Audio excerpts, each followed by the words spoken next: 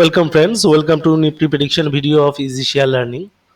तो फ्राइडे के लिए हम लोगों ने जो प्रेडिक्ट किया था कि काफ़ी न्यूज़ रीडन है, फैक्टर रीडन है मार्केट, तो मार्केट में वोलेटिलिटी एंड अनप्रेडिक्टेबल मूव्स हो सकते हैं। और सबसे बड़ा अनप्रेडिक्टेबल मूव यही था कि बैंक निफ्टी ऊपर चला बट निफ्टी ज़्यादा ऊपर नहीं चला। तो दो तीन चीज़ मैंने जैसे वीडियो के थंबनेल में पोस्ट किया था। एक नंबर तो है गैप अप फेल्ड हो चुका था, तो इनवर्स हेड एंड शोल्डर का ब्रेकआउट कन्फर्मेशन उधर नहीं था। तो जो हम लोगों ने मेंशन किया था 22,530 which was very vital. Plus हम लोगों ने मेंशन किया था Nifty is in bullish mode. तो आप देख सकते हैं गैप अप ओपनिंग के बाद वो मार्केट नीचे आया था थर्सडे को, फ्राइडे को रिकवरी दिया, लेकिन 22,530 को क्रॉस नहीं कर पाया, but still slide bullish close दिया है market. Most of the day ऊपर की तरफ में ही रहा है। तो निफ्टी इन बुलिश मोड, ये वाला प्रेडिक्शन भी सही था। Number 3, RBI policy. तो हम लोगों ने बोला था कि आरबीआई पॉलिसी न्यूज़ किसी भी टाइम आ सकता है फ्राइडे को, और most probably RBI rates unchange रखेंगे। तो वही हुआ।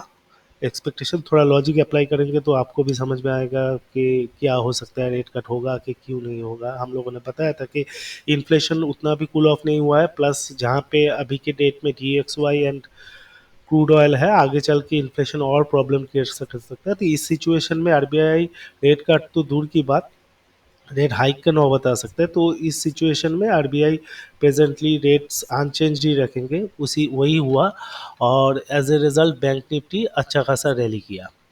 तो this is the reason why Bank Nifty rallied but Nifty was in a slide bullish mode. Third, हम लोगों ने बोला था कि DXY एट वाइटल सपोर्ट। तो आप देख सकते हैं DXY काफ़ी हद तक बाउंस किया है इंटरडे बेसिस पे कल।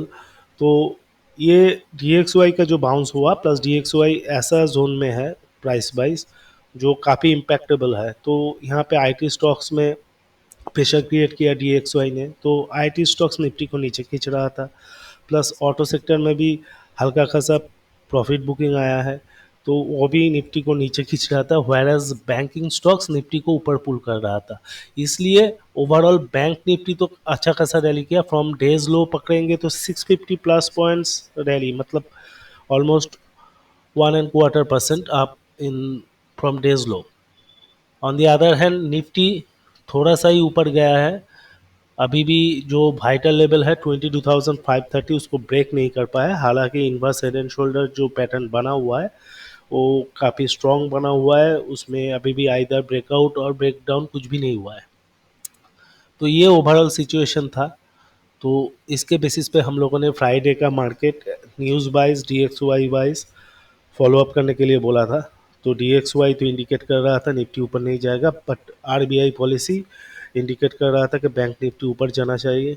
तो हम लोगों ने बैंक निफ्टी में लॉन्ग पोजीशन लिया था पर्सनली, तो उसमें अच्छा खासा प्रॉफिट हुआ। बट वो हम लोगों ने मेनली कॉल ऑप्शंस पे लिया था, और 2 दिन हॉलीडे है प्लस एक्सपायरी है आपका वेडनेसडे को, तो हम लोगों ने स्क्वायर ऑफ कर दिया पोजीशन। अभी फ़िलहाल कोई फंडामेंटल न्यूज़ तो आने वाला नहीं है।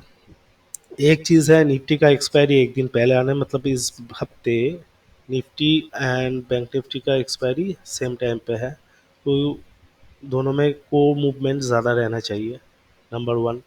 नंबर टू, अभी कोई अदर न्यूज़ नहीं आने वाला है, सिर्फ अर्निंग सीजन है, इलेक्शन चालू होने में 19 अप्रैल काफ़ी लेट है। तो टोटली अभी फंडामेंटल बोले तो आपका अर्निंग सीजन ही है। तो अर्निंग्स जैसे जैसे आएगा उसके ऊपर हल्का थोड़ा बहुत वोलेटिलिटी आ सकता है, लेकिन ओवरऑल अर्निंग्स अच्छा ही आना है। तो मार्केट में फंडामेंटली तो बुलिश ट्यून रहना चाहिए।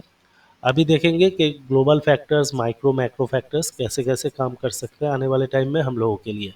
तो यहाँ पे फर्स्ट हम लोग चले जाएंगे डॉलर इंडेक्स में। तो डॉलर इंडेक्स में एक आप इधर देख सकते हैं कि एक हल्का हेड एंड शोल्डर पैटर्न, ये 4 आवर्सली चार्ट्स है। तो यहाँ पे बनने का एक आसार है। अगर डॉलर इंडेक्स ऊपर की तरफ में 104.5 के ऊपर नहीं चला तो ये एकदम प्राइमरी लेवल बियरिश पैटर्न बन सकता है यहाँ पे डॉलर इंडेक्स में।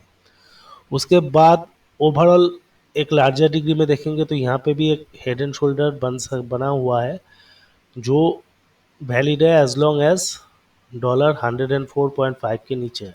तो 104.5 के ऊपर अगर डॉलर नहीं चलता है तो ये प्राइमरीली नीचे की तरफ में टारगेट करेगा 104 के आसपास, ये नेक लाइन है।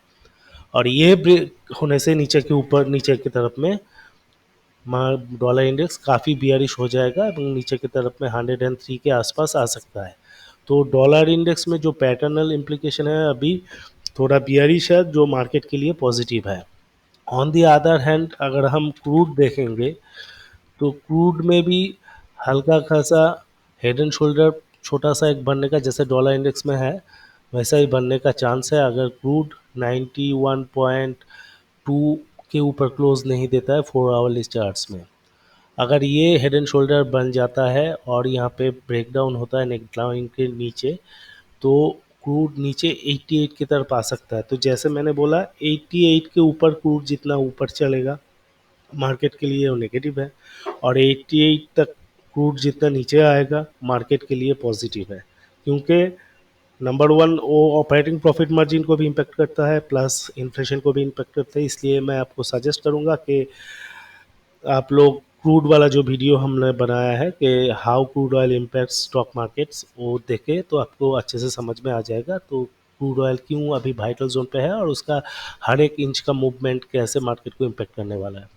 तो अगर क्रूड ये हेड एंड शोल्डर फॉर्म करता है तो आने वाले टाइम में ये 88 दिखा सकता है। तो overall DXY and crude signalling immediate top, अगर ये टॉप सस्टेनेबल होता है और दोनों नीचे आता है तो आने वाले टाइम में मार्केट के लिए बहुत पॉजिटिव होगा। तो मे बी मार्केट वहाँ पे ये inverse head and shoulder breakout कर जाए। तो यही फिलहाल का फंडामेंटल आउटलुक है, फैक्टोरल आउटलुक है। तो यहाँ पे अभी हम लोग का जो रेजिस्टेंस है निफ्टी में वो दिख रहा है 22,530 से 580, ये वाला zone yellow line and blue line के बीच, ये जोन नॉन डिसाइसिव है। ये ब्लू लाइन के ऊपर निफ्टी चलेगा तो ब्रेकआउट कंफर्मेशन होगा एंड वहाँ पे सस्टेन करेगा तो इमीडिएट टारगेट 22,835 से 70, और वो क्रॉस करेगा तो 23,000 प्लस टारगेट हो सकता है। ऑन द डाउन साइड जब तक 22,283 ब्रेक नहीं करता है तो हम लोग इसको सपोर्ट पकड़ के चलेंगे, इनवर्स हेड एंड शोल्डर को इंटैक्ट पकड़ के चलेंगे। उसका थोड़ा नीचे आएंगे तो अराउंड 22,262 आपका 100 मूविंग एवरेज है, उसको पकड़ के चलेंगे। उसके नीचे आएगा तो थोड़ा बियरिश व्यू रख सकते हैं आने वाले टाइम में। तो I don't think at present scenario कल कुछ इसके नीचे जाने वाला नहीं है मार्केट।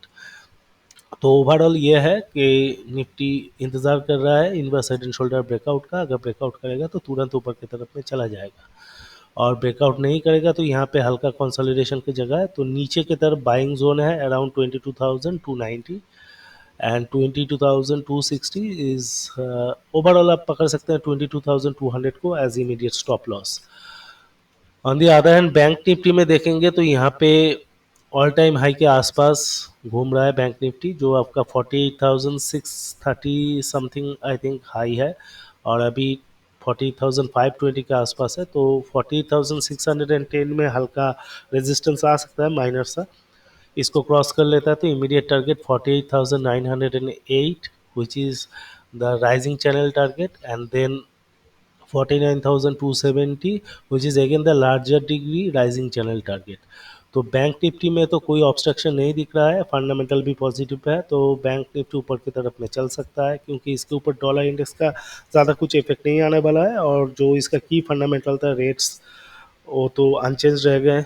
तो बैंक निफ्टी ऊपर चल सकता है, बैंक निफ्टी निफ्टी को ऊपर की तरफ में खींचेगा। उस बीच अगर डॉलर इंडेक्स नीचे की तरफ में आया तो IT stocks will help Nifty go up, और क्रूड ऑयल भी नीचे आया तो मार्केट के लिए फर्दर पॉजिटिव होगा। तो बैंक निफ्टी के लिए टारगेट्स हम लोगों ने बता दिया। नीचे की तरफ में बैंक निफ्टी का सपोर्ट है 48,190, 47,813 एंड फाइनली 47,705। 650 से जो 705 वाला लेवल है वो आपका एक वाइटल सपोर्ट जोन है, जिसके नीचे हम लोग किसी भी तरह का बियरिश व्यू का आगे सोच सकते हैं। लेकिन फिलहाल के लिए ट्रेंड इज़ पॉजिटिव, फंडामेंटल एक वाइटल जगह पे है जहाँ पे फंडामेंटल्स मतलब की फैक्टर्स नेगेटिव से पॉजिटिव टर्न कर सकते हैं, और बाकी कुछ बड़ा अनाउंसमेंट तो अभी आने वाला नहीं है।